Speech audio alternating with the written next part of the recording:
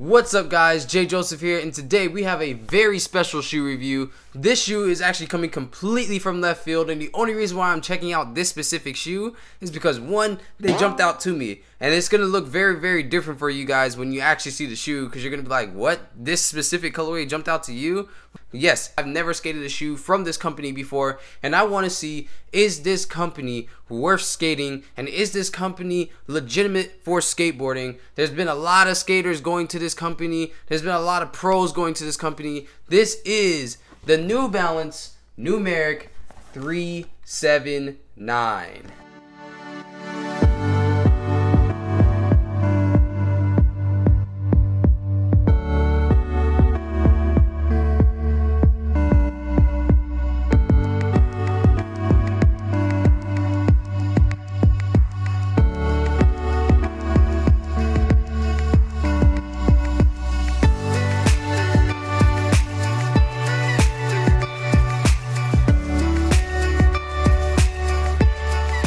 So this is the New Balance Numeric 379 Challenger collaboration. This is a very simplistic mid-top shoe, but there's a lot of really cool features that are going on with this shoe, and I'm gonna hop into them in just a second. But before that, let's talk about what the shoe appears to look like.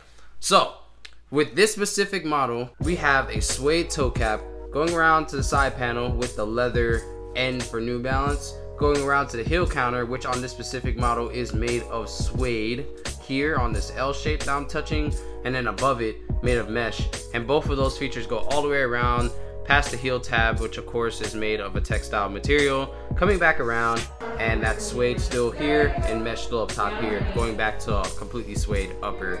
On the regular models I've seen of these, this L shape right here is almost always made of canvas. So with this specific model, there's a lot more suede, which means to me a lot more durability. So as we see on the sole here is a pretty sick design, but this is still New Balance Numeric's vulcanized treading, their standard vulcanized treading. You'll also see the same treading on the Jamie Foys. So this is going to be here for maximum grip and control that you can get out of New Balance. And of course we have the split still on here for the heel cup and all that stuff, so you got a little bit of stability towards your heels and a tiny bit more impact protection right here in the heels. So if you guys have ever seen that split on any other shoe, just know that that split normally happens so you can't move this part of your heel, and which adds a little bit more stability and all that good stuff. So if there's ever a split in your treading around the heel area, that's why that's there. The foxing tape is a very smooth foxing tape, but it does feel like it will have some grip as you skate the shoe, but starting out it probably be really smooth. So some fresh grip tape will probably be the best thing to start off with when skating the shoe if you haven't skated a pair of New Balances before. But I could be completely wrong, and once I try my first kickflip it could be stupid grippy. It's a vulcanized shoe, so that's something that has always thrown me off when I'm skating vulcanized shoes, having way more grip than I expect to. This is a polyurethane insole. To my knowledge, New Balance has always used a polyurethane insole for their vulcanized skate shoes, and that just means that over time this isn't going to pack out as fast as a mesh insole or a cardboard insole or whatever other companies are using at the time that isn't polyurethane. This shouldn't pack out as quickly. And then we have flex grooves, so you can also flex the insole as well as you can flex in the shoe. And normally if you have a shoe that doesn't have flex screws in the insole, even with the flex screws in the sole, it's going to make it hard to bend your shoe because there's a part of the shoe that's still too stiff. So you have flex screws towards the front. It doesn't really flex much in the back, which means that you're going to be taking most of your impact back here. It's actually pretty squishy, so we're going to test it out on day one, see how I feel about it, and then if I don't really like it that much, or I feel it's not supporting my foot enough, then I'm gonna throw my footprints in there, of course. But it is removable, as you guys can see here. Pretty sick design on the Challenger New Balance Numeric, because like this is cool. I like that. This all sits on top of a double outsole, which if you guys know anything about a double outsole, it's very similar to Lakai, where they have the Paramount sole, which is essentially two soles on one. You still have really good board feel, but it just adds a little bit more thickness for stability and impact protection. So if you ever hear any company talk about a double outsole, it doesn't mean like you're sitting on a platform. They just make it slightly more thicker than the average sole to a vulcanized shoe. So instead of it being like stupid thin, you got some type of impact protection. It doesn't mean that this is going to take the most impact protection at all. It doesn't mean that you just say no to cup sole shoes because I have a vulcanized shoe that takes impact now. It just means it's adding a little bit more. And it could replace a cup sole shoe for you if you like that type of impact protection. So that's pretty much it when it comes down to the New Balance Numeric 379, the Challenger collaboration. It's a really, really simplistic shoe, but it also just stands out with that all black. It's just cool, honestly, and I haven't skated an all black pair of shoes in a very, very long time. So to start off with these ones, so far, they have caught my eye. They're pretty sick. I like them a lot.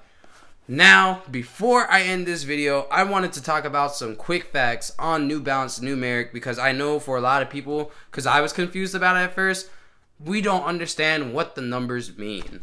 So, I have my iPad here with me. I went on ahead to look up what exactly the numbers stand for when we're talking about New Balance Numeric, and just to get a better idea of why is it just numbers versus like people's names or the name of a shoe or whatever the case may be. So New Balance Numeric, just like all of New Balance, likes to focus on numbers. The reason why they do that is because they're going by their model number of the shoe. It may seem kind of weird or lame or whatever the case may be, and it may be, but it works for them. It helps them keep up with the shoe, and with the numbers that they give the shoes, or the model numbers that they give the shoes, they're able to separate the shoes based on these separate things, which is durability, control, fitness, all that good stuff. So right now on their site, they have numbers 40 through 90, and I'm just gonna read them off real quick for you. I'll probably also post it on the side so you guys are seeing what I'm looking at. But 40 is for optimal control, so it just gives superior control, stability, and cushioning from what New Balance is saying. So if your shoe model ends in the numbers 40 through 49, then that is what you're going to be looking at when getting that shoe. Numbers 50 through 59, that's going to be fitness, running, training, outdoor work, all that stuff. You really won't see that too much for skateboarding, I don't think. For stability, we have 60 through 69, and these designs offer industry-leading stability to reduce pronation. So not really often that you'll see a shoe for skateboarding try to reduce pronation, because that takes a lot from impact resistance and putting the necessary durability into a shoe. And then a lot of skateboarders like to have their foot on the flatter end, to be honest, just so you have the most amount of board feel and doesn't throw off your skating. 70 through 79 is going to be light stability, so with the perfect combination of stability, speed, and all lighter, sleek profile designs. Honestly, that is where this falls under. As you guys know, this is the 379. This is a lighter shoe. I still find it to be a bit heavy, but I'm pretty sure New Balance has heavier models for sure. I see where the stability comes from. They always put the rubber towards the back of the heel. That's going to help keep your foot from going side to side around the heel, which is very, very important, because if you ever roll from your heel side, there's a higher chance you can break your ankle versus rolling from your toe side, which just hurts a lot. 80 is going to be neutral, so that's for high mile runners. We don't care about 80s too much. I don't think we're trying to run that fast as skateboarders. I think we're looking for more of the protection, the durability, and overall skateability. And then 90 is for speed, so fast runners, blah blah blah blah. Cool. I think for skateboarding, a lot of that stuff is going to be in the 70s. We may have a couple things in the 40s, and I think that's what we've seen so far when it's come to skateboarding. I think we've seen a couple models though outside his number range. So I know for Tiago's shoe, his shoe is the 1010. I don't know where that stands when it comes to stability, durability, and all that stuff, because New Balance doesn't have that information on their site, and I wanted to roll with the actual company's site versus what I see on other people's things. But I would imagine, just from looking at the quality and all the stuff that they put into Tiago's shoe, which is why it's so expensive, that it's gonna have stability towards the heel. It's a cup sole. They put a thicker polyurethane insole in there, and then they added a extra layer to the midsole to help take impact, and then there's a couple layers on the toe. There's a lot going on with that shoe, and honestly, if I could get my stuff right and that shoe's still relevant, I will probably review those shoes too. But I'm gonna base how I feel about New Balance on this shoe here.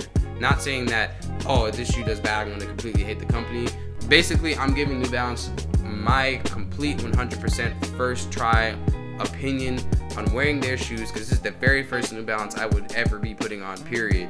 And it's a skate shoe, and I want to see, are they fit to really be spearheading in skateboarding? Right now, I don't know if you guys have known it, whether you like New Balance or not, New Balance has risen pretty high in the skate world, not just by being able to give certain skateboarders a more comfortable lifestyle while being able to skate for a shoe company, but just in general, they have been really making some seriously good skate shoes, because I've been seeing some people skate some of their New Balances for longer than I would have ever expected to see a New Balance skated ever, honestly. And then some people are just loving the shoes. A lot of people I've been seeing in Atlanta are starting to be showing up in some New Balances. Some people I never would have expected to see in New Balance, which is pretty sick, honestly. And it just gets you more hyped on the brand, that they're slowly coming out into skateboarding, to not necessarily saying, hey, we own skateboarding. They've made their own separate division. They're giving skaters a chance. They're giving skaters opportunities to have their own shoes. Granted, a lot of people do hate that their shoes aren't showing the person's name screaming on the shoe instead of some number, but also that is just how the company works. It is a more comfort company than a skater-owned company where you can do whatever you want, but it works for them. It helps them keep track of the shoes and the models and seeing what works, what doesn't work, and it helps them also separate the shoes based off of the needs of the specific people trying to ride in them, just like they separate the shoes for certain runners and stuff like that. So I just wanted to give that little tidbit because I find that to be extremely important when it comes down to New Balance. I wouldn't know what to get if I hadn't have read that. If I was looking for a specific shoe and all I'm seeing is a whole bunch of numbers, how do I know what's more comfortable? How do I know what's going to take more impact? But with this numbering system, you can kind of pinpoint what you're looking for based on your needs in skateboarding. And then another thing too is that I'm pretty sure that New Balance, as they grow and continues to grow, they're gonna probably roll out some wide foot skate shoes. And I do know a couple of people who have wider feet that are struggling to find the right shoe to skate in. And if New Balance rolls out wider foot skate shoes, granted, I don't expect the wides to sell as much. It would give people options to not only have the shoes that they like to see in a wider and more comfortable fit, but it's going to help reach a more broad audience, and it will probably be one of the best moves I've ever seen in any skate company. So that's my tidbit on New Balance. This was a quick review, shoe show off, all that good stuff of the New Balance Numeric 379, the Challenger collaboration. Shouts out to them for making this shoe as sick as it is. And also, this does glow in the dark. Not like a super crazy glow, but enough for you to see it and be like, damn, I appreciate that for real. They put in some work. So if you guys want to see how this shoe skates, make sure you hit that subscribe button, like this video, share it around, and tell me in the comments, skate this shoe on film, and it will be done. And so you guys have any other shoes you want me to skate, check out, anything of that nature. I'm a little bit on a tighter budget, but I will work my ass off to try to get to that shoe if it is requested enough, and if, you know, I could stand looking at it enough. I know you guys really wanted to see the DC Williams Slims. I'm still trying to get past how that shoe looks, guys. I don't know. I don't find that shoe a good looking shoe anymore. I don't know, that shoe's not right. But anywho, if there's any shoes that you guys really want me to review, definitely leave it in the comments below. I'm going to look at them. I'm going to see what you guys are coming up with. And if it comes to be something that I definitely want to check out too, I'm going to try my hardest to get my hands on them at the moment. And once we get back to a nice spot where I could just go buy shoes willy-nilly, we could probably just buy shoes willy-nilly and just review them. Or if you guys know of any shops in Georgia that would like to see me review shoes at their shop, let me know, because I definitely need to check out some shops. Like I said before, like, comment, and subscribe if you want to see more of this. And please share this video around to anybody who is possibly thinking of getting any New Balance numeric shoe, even if it isn't this specific model number. Peace out, guys. Everybody's living like the clock don't change. Being comfortable, equivalent to the same old thing. I'll be damned if I am living like there's not a better day. It's my time to go and get it. Fuck what anybody say.